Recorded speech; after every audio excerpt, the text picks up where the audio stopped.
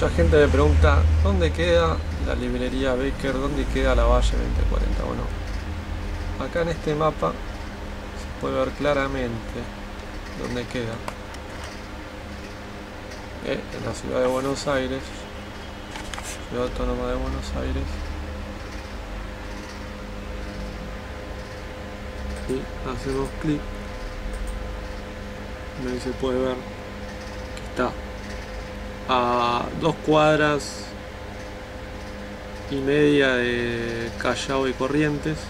Esta es Corrientes, esta es Callao.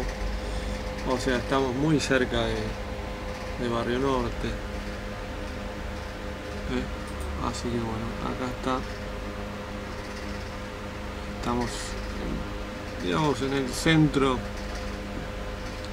geoneurálgico de la ciudad de Buenos Aires. La Valle 2040. Miren todas las líneas de colectivo, de subte, las calles que la rodean. Toda Buenos Aires se vuelca sobre la librería.